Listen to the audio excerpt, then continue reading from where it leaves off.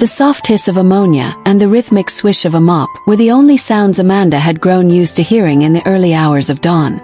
Chen Group's corporate lobby was a cathedral of marble and glass. Pristine, elegant, cold. The kind of place where silence was a language, and every surface gleamed like judgment. It was also where Amanda bent on her knees every morning, scrubbing tiles that shone brighter than the future she had once dreamed of. Tall, graceful despite the faded uniform that hung loosely on her frame, Amanda moved with a quiet dignity.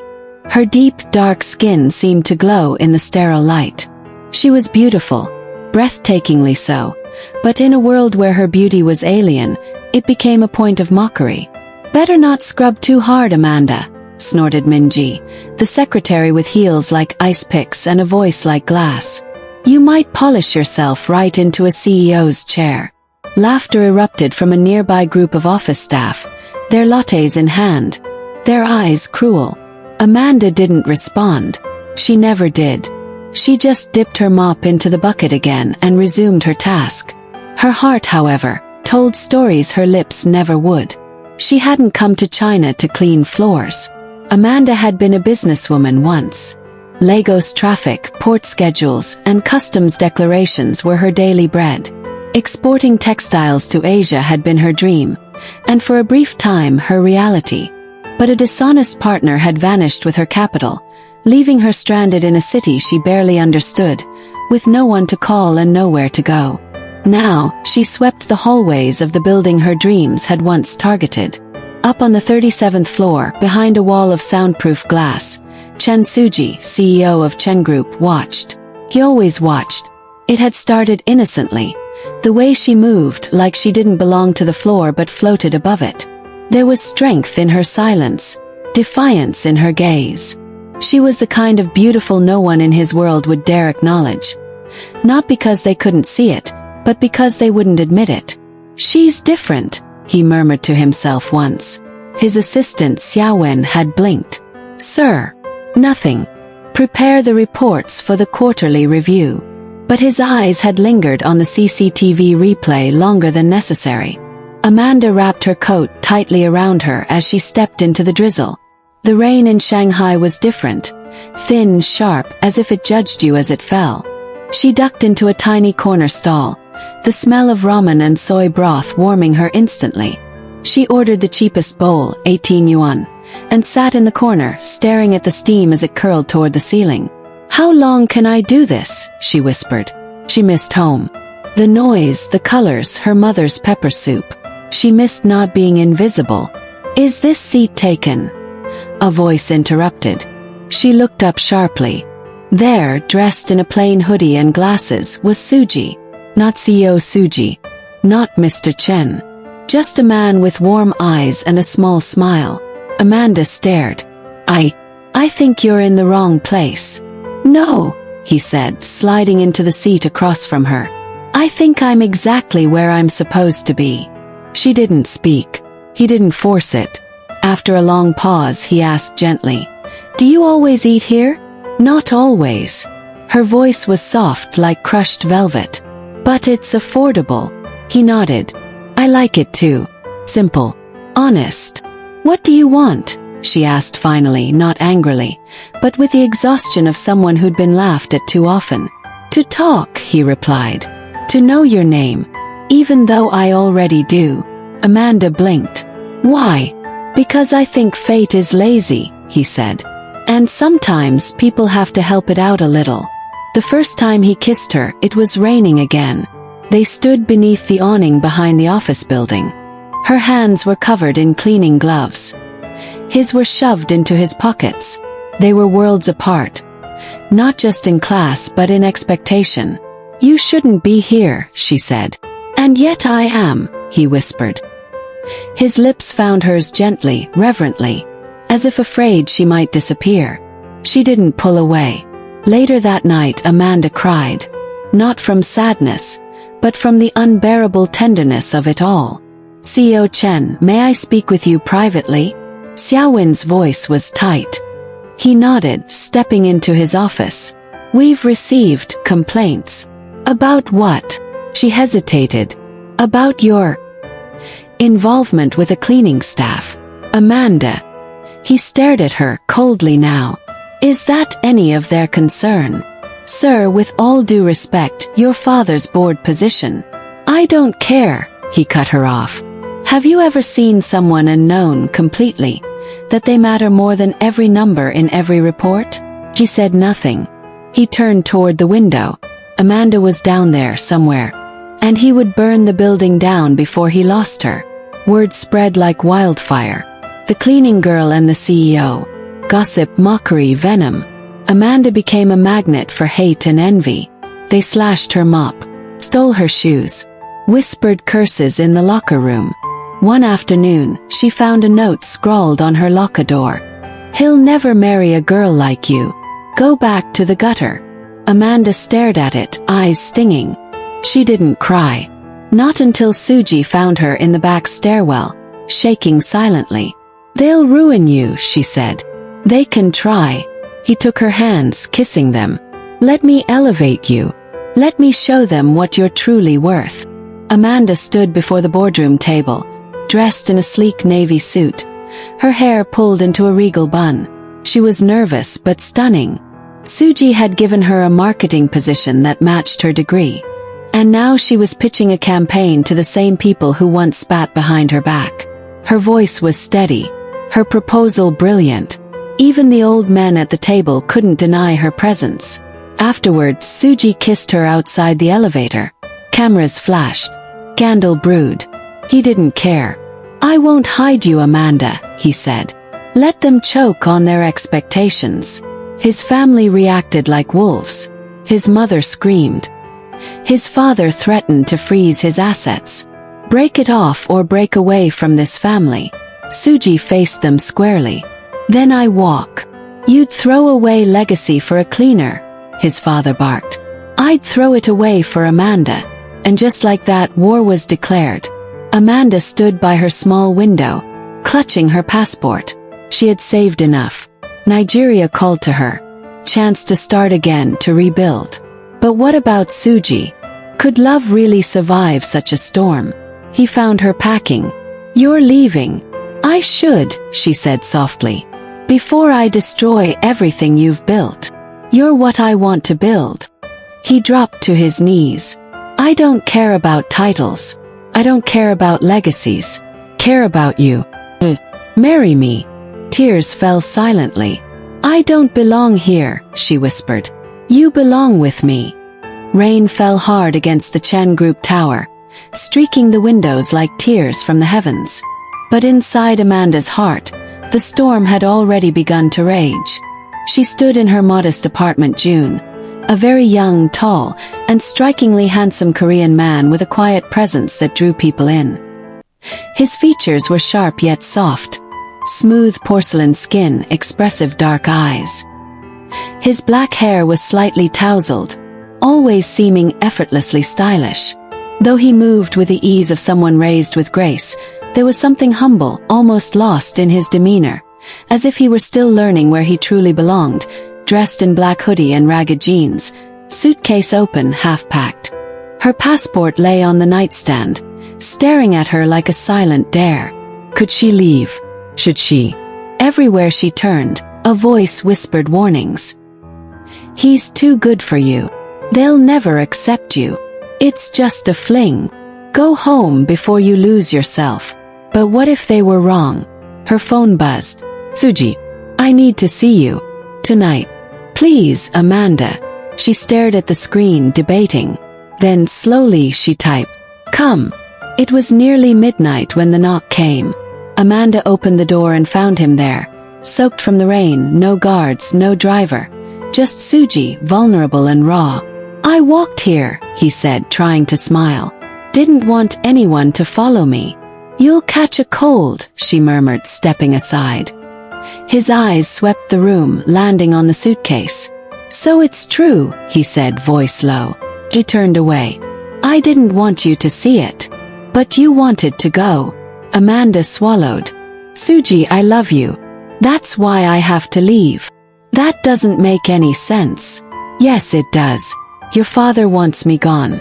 Your investors are threatening to pull out. You've lost 3 major contracts this week. They're punishing you because of me. I don't care. You will, she said quietly. When you lose your company. He reached for her hand, grasping it tightly.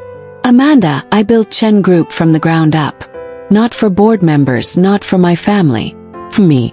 If they take it from me because I love you, then maybe it wasn't worth having to begin with. Tears blurred her vision. I don't want to be the reason your empire burns. He cupped her cheek gently. Then be the reason I build a better one. 2 days later, Amanda stood in the lion's den, Suji's ancestral home, a sprawling estate outside the city, surrounded by stone lions and centuries of legacy. She wore a simple white blouse and navy skirt, her natural curls pulled into a low bun. She walked beside Suji like an equal, even though she felt like prey. His parents sat at the head of a long table, flanked by elders and board members. His mother was the first to speak. This girl, this cleaner, will not be accepted in this family. She lacks refinement, education, and blood. I have a degree in international marketing from Lagos Business School, Amanda said, her voice steady. And I speak 4 languages. But if that's not enough, then perhaps it's not me who lacks refinement. Gasps followed. Suji smirked slightly. His father stood. You will end this now, Suji, or I will sever all ties. No inheritance, no stocks, no future in this family. Suji rose too. Then consider me severed. The silence was deafening. I will build something new with Amanda, and if that means I must walk alone, then I will. But you will never control who I love. He took Amanda's hand, and together they left, into the pouring rain but toward freedom. Weeks passed. Suji resigned from several family boards, transferring his shares into a private firm he began in secret years ago. Amanda, now heading the global strategy team in their new marketing agency, proved herself to be more than just a lover. She was a leader. But peace was a lie whispered between wars. Tabloids exploded with rumors. Fake scandals. Photoshop. Gossip. One morning, a photo surfaced. Amanda and a Korean actor at a charity gala. The headline screamed, Amanda caught cheating on ex-CEO Suji. Suji saw the image. His heart clenched, not because he believed it, but because he feared others would. Amanda was quiet when he brought it up. It's not true, she said. But does it matter? He kissed her softly. No, not to me. But to the world. It mattered. The contract came in a pale yellow envelope, an offer from a Nigerian textile firm Amanda had once dreamed of working with. They wanted her. In Lagos. The salary was triple. The opportunity, life-changing. She stared at it in silence. Suji came home early. She handed him the letter without a word. He read it, nodded. When do you leave? I haven't decided. You should take it. She blinked. Just like that. I love you, he said. That's why I won't beg you to stay. I want you to live the life you dreamed of. Even if it means I'm not in it. They made love gently, slowly, as if afraid time would speed up if they moved too fast. His hands traced every inch of her skin like a map he didn't want to forget. Her lips whispered promises she didn't dare say aloud. And when they fell asleep, her head on his chest, his arms around her waist, both pretended it wasn't goodbye. Lagos Airport, Nigeria. 2 months later. The humidity clung to Amanda's skin as she stepped through the glass doors of Murtala Muhammad International Airport. Her suitcase rolled behind her, a physical echo of the emotional weight she still carried. It had been weeks since she'd seen Suji, weeks of emails unsent, calls unanswered, and dreams she pretended no longer belonged to her. The job was everything she'd hoped for. Her name was printed on office doors, she headed strategy meetings. She wore sleek Ankara blazers that matched her glow. But someone was missing. Always missing. She had left China because it made sense. But love rarely made sense. At night, when the city slept, she watched his interviews online, read articles, quietly followed the progress of his new company, Suji International. She saw how it had risen from ashes like its CEO. Fiercer, smaller, independent and unbothered. He hadn't dated anyone else. She could tell. Neither had she. Meanwhile, Shanghai, China. Chen Suji stood at the edge of the boardroom, watching investors circle his latest project like sharks. He wore a charcoal suit, tailored to perfection, but his eyes looked distant. "Mr. Chen?" his assistant asked. "Yes. There's someone on line 1. From Nigeria." His breath caught just for a moment. He picked up the phone. But it wasn't her. It was an invitation. Lagos Business Conference. Keynote panel. Date: September 17th.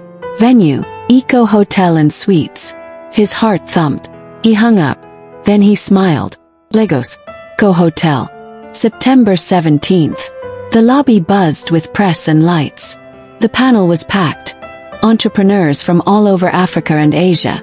Journalists, CEOs, and a few familiar Chinese faces from Suji's former world. Amanda sat in the second row, unaware. She hadn't read the full program. She was here on behalf of her company, representing the Nigerian delegation. She adjusted her scarf, her rich cocoa skin glowing under soft lights, her eyes sharp and composed. And then she heard it. Next on our panel, founder and CEO of Suji International, Mr. Chen Suji. Her world stopped. A turn. And there he was walking across the stage. The room exploded in applause. But he only saw her. Their eyes locked. And everything they had said, unsaid, feared, wanted, passed between them in that one look. She found him standing by the window, overlooking the sea. "You came," she said. "So did you." He turned, his voice quiet. "I thought I could live without you, Amanda." She swallowed. "So did I." He stepped forward slowly. "I'm not asking you to come back to China. I'm not asking you to give up anything. I'm just asking if you'll let me be in your life, however I can." She laughed softly, tears slipping down her cheeks. "That's unfair," she said, "because I'd give it all up for one more day with you." He touched her face gently, the way he always did when he was afraid she wasn't real. Then he kissed her. It was not the hungry, desperate kiss of lovers reuniting. It was slow, reverent, like returning home after years at sea. 6 months later, the boutique wedding was held on a rooftop overlooking Shanghai. White lanterns danced in the breeze. The sky blushed with dusk. Amanda wore a gold silk gown, her dark skin glowing like a goddess. Suji wore a simple cream suit with a blue rose pinned to his chest, Amanda's favorite flower. There were no massive crowds, just friends, their new company staff, a few stubborn relatives who finally came around. No red carpet, no media, just love. When the officiant said, "You may kiss your bride," Suji didn't hesitate. He kissed her like they had 1,000 times before. But this time it was forever. Amanda looked out from their Shanghai apartment balcony one evening, sipping tea, Suji's arms wrapped around her from behind. "I still dream about the day we met," she said. "When you were mopping marble floors," he chuckled. "When you kissed me like I was worth something." He pressed a kiss to her shoulder. "You were always worth everything." Above them, the sky stretched wide, painted with hues of indigo and porcelain. No longer felt so far away, because they were beneath it, together.